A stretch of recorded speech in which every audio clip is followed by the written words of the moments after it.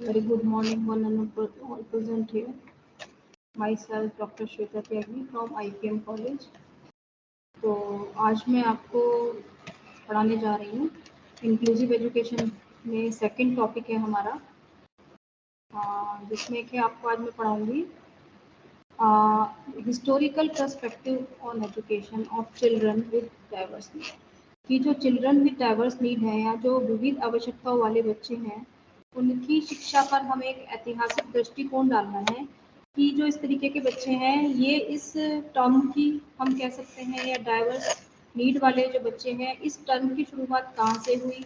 जो हम अपनी हिस्ट्री में जाकर देखेंगे कि कहाँ कौन कौन सी पॉलिसी, कौन कौन से एजुकेशनल सिस्टम ऐसे आए, कौन कौन से कन्वेक्शन या कमीशन ऐसे आए जहाँ पर डाइवर्स चिल्ड्रंस की बात कही गई, या इंक्लूसिव एजुकेशन को या इंटीग्रेटेड एजुकेशन को या स्पेशल एजुकेशन को कहाँ पर किस कमीशन में क्या रिकमेंडेशन, किसके लिए क्या सिफारिशें कही गई है।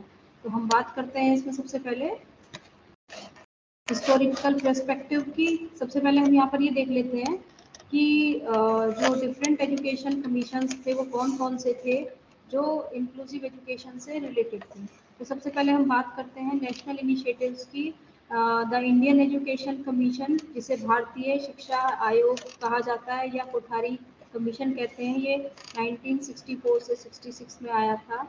और इसके जो प्रोपाउंडर थे, जिन्होंने इसको बनाया था, वो इसके प्रोपाउंडर थे डॉक्टर दौलत कोठारी। तो ये हमने बीएड में पढ़ा भी है इनके बारे में, इस कमीशन के बारे में। फिर सेकंड था इसमें integrated education for disabled children, IEDC, जो 1974 में आया। इसको कहा गया दिव्यांग बच्चों के लिए एकीकृत शिक्षा। फिर नेक्स्ट आया नेशनल पॉलिसी ऑन एजुकेशन, जो NPE 1986 में आई एजुकेशन पॉलिसी। उन्होंने दिव्यांग बच्चों के लिए इस पॉलिसी में कुछ सिफारिशें कही गई। इसके बाद आता है नेक्स्ट है project integrated education for the disabled, PIED।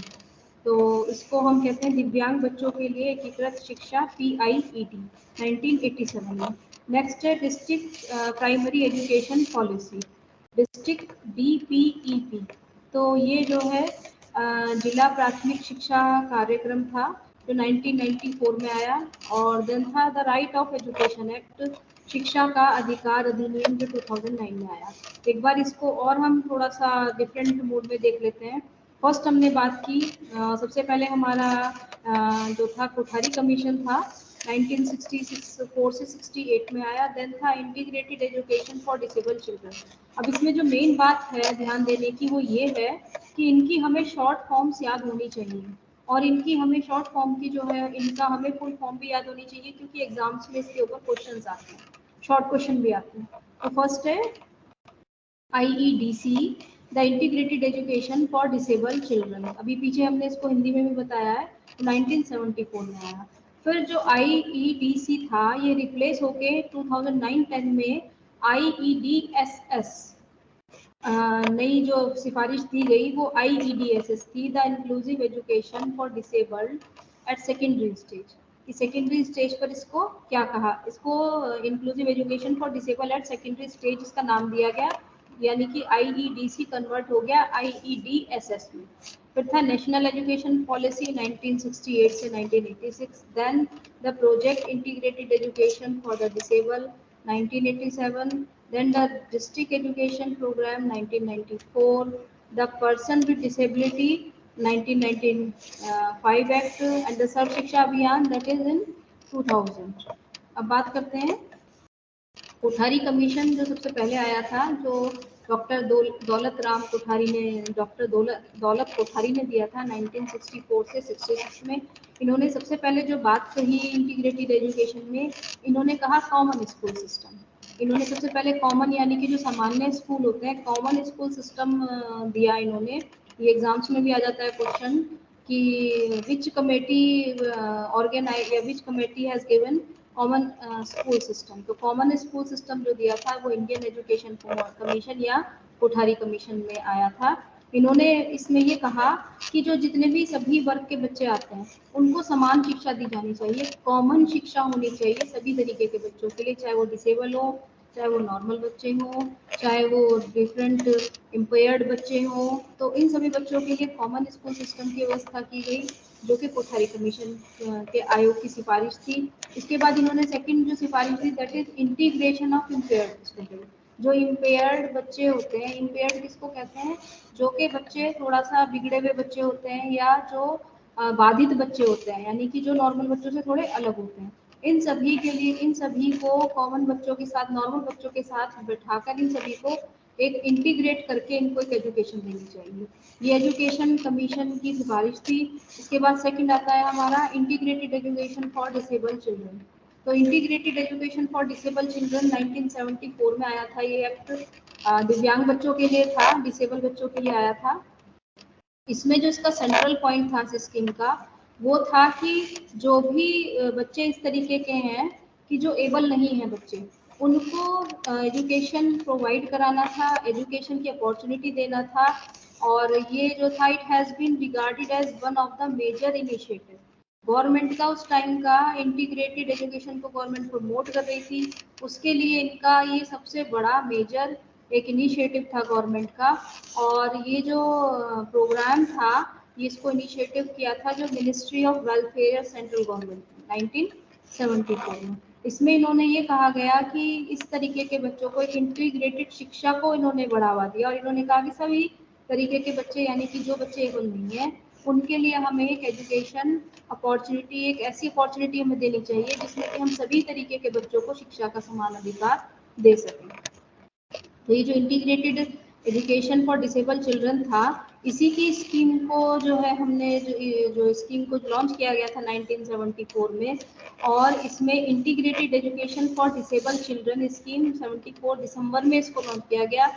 और ये centrally sponsored scheme aim to provide education opportunity children with special needs, यानी कि जो बच्चे रेगुलर स्कूल्स में, ऐसे बच्चे थे जिनको की स्पेशल नीड्स की रिक्वायरमेंट थी, ऐसे बच्चों को गवर्नमेंट में new education facilities and achievements इनको प्रोवाइड करने का जो मेन फोकस था, वो ये था कि ऐसे बच्चों को इस तरीके की स्कीम में इन्होंने क्या क्या रखा, क्या क्या स्कोप था इसमें, कि जो प्री स्कूल ट्रेनिंग है वो दी जाए, और पेरेंट्स की काउंसलिंग इसमें की जाए, and special training in skills for all kinds of disabilities. बच्चों के अंदर जितनी भी डिसेबिलिटीज हैं उनके ऊपर काम किया जाए, उसके लिए उन्हें स्पेशल ट्रेनिंग प्रोवाइड की जाए।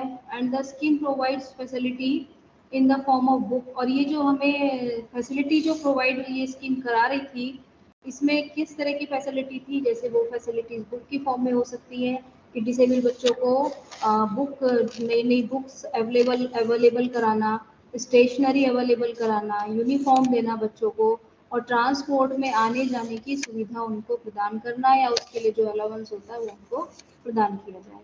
ये किस पॉलिसी के तहत था, ये integrated education for disable children IEDC scheme, जो कि 1974 में हमारी गवर्नमेंट ने लॉन्च की थी।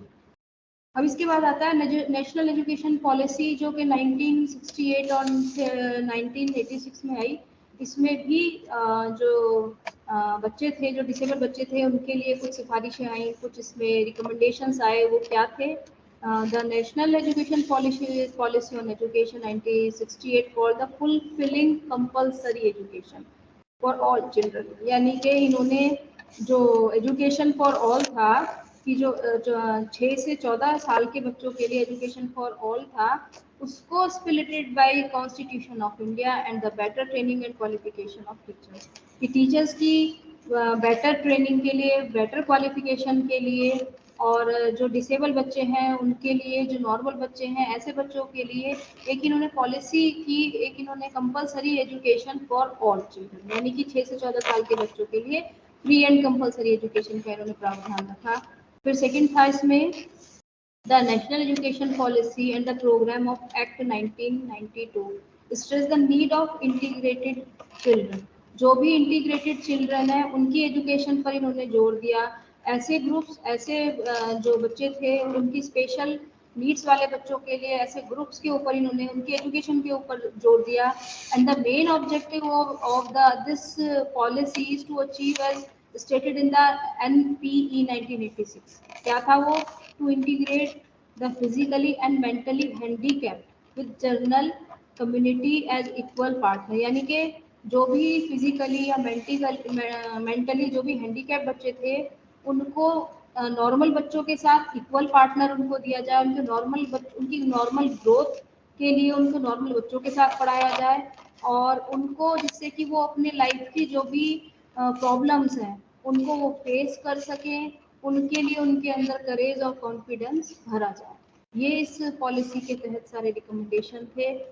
इसके अलावा था the project integrated education for the disabled, 1987 में आया था PIED, जो कि किसका जॉइंट वेंचर था, ये MHRD का और यूनिसेफ का, यानी कि जो हमारे MHRD थी उन्होंने यूनिसेफ के साथ मिलकर एक जॉइंट वेंचर तैयार किया, that is PIED, project integrated education for disabled. इसमें क्या था कि जो IEDC जो थी पीछे, integrated education for disable children, उसको कहीं ना कहीं इन्होंने स्ट्रेंथनिंग प्रदान की, और ये किसके लिए फॉर्मुलेटेड थी, PIED was formulated to meet the special need of children with physically and intellectual disabilities. जिन बच्चों के अंदर फिजिकल और जिनके अंदर इंटेलेक्चुअल डिसेबिलिटीज थी, उन बच्चों के लिए स्पेशल नीड्स प्रोवाइड की गई। और इस प्रोजेक्ट का जो मेजर गोल था वो कि जितने भी डिसेबल बच्चे हैं उनको जर्नल स्कूल्स या किसी ऐसे स्कूल्स में भेजा जाए जो कि उनकी पहुंच में हो। यानी कि इसमें जो MHRD थी, इसमें यूनिसेफ के साथ मिलकर इन्होंने NCERT और के साथ मिलकर इन्होंने एक ऐसा प्रोजेक्ट तैयार किया जिसको कहा गया project for integrated education for the disable. और इसका मेन एम क्या था, इसमें मजबूत करना था हमारा किस चीज़ को, जो IEDC की जो योजना थी, जो IEDC का प्रोजेक्ट था, उसको कहीं ना कहीं मजबूत करना, जो बातें कही गई थी उनको कहीं ना कहीं आगे प्रमोट करना।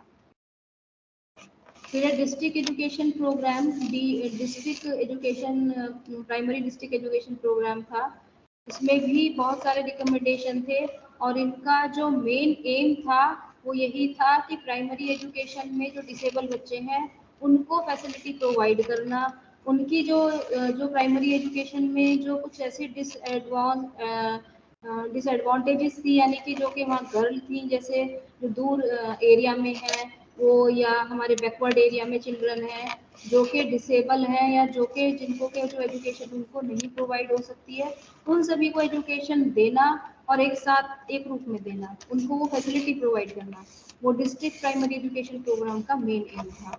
और इसके अलावा जो एजुकेशन जो टीचर्स की जो ट्रेनिंग है उसको कहीं ना कहीं इसकी इफेक्टिवनेस को इम्प्रूव करना इसका मेन काम था। और ऐसे टीचर्स को लर्निंग मटेरियल प्रोवाइड कराना और इंफ्रास्ट्रक्चर फैसिलिटी प्रोवाइड कराना, ये सारी बातें भी इसके अंदर कही गई थी। तो उसमें एक बार इसमें सारी की सारी ये जो इसकी फैसिलिटी थी उसके बारे में यहाँ पर दिया गया है सारा, कि किस किस तरीके से क्या क्या प्रोविज़न थे इसमें। Provision for in service teacher training, कि जो टीचर्स ट्रेनिंग में हैं उनको फैसिलिटी प्रोवाइड कराना, provision for resource support, provision for education aids and appliances, और community mobilisation and early identification और development of barrier free environment.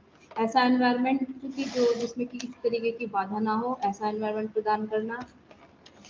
इसके अलावा ये राइट टू एजुकेशन था। राइट टू एजुकेशन में 6 से 14 साल के बच्चे के लिए फ्री एजुकेशन का प्रोविज़न था, लेकिन जब RET एक्ट आया तो उसमें ये कहा गया कि जो डिसेबल बच्चे हैं उनके लिए जो एजुकेशन जो निःशुल्क और अनिवार्य है वो 6 से 18 वर्ष के बच्चों के लिए, यानी कि जो नॉर्मल बच्चे हैं वो 6 से 14 वर्ष के लिए, और जो डिसेबल बच्चे हैं वो 6 से 18 वर्ष के बच्चों के लिए फ्री एजुकेशन का प्रोविजन है। That is the right to education, RET act 2009।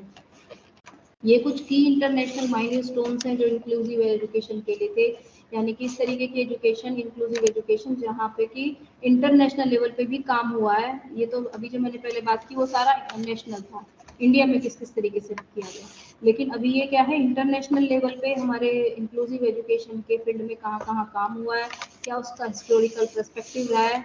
तो ये था 1948 में universal declaration of human right आया, आर्टिकल 26।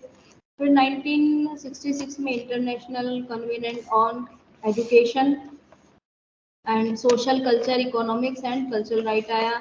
देन 1982 में the world programme of action concerning disable persons. 1989 में the convention on the right of child. फिर आया the Jomtien world conference on education for all, ये 1990 में आया।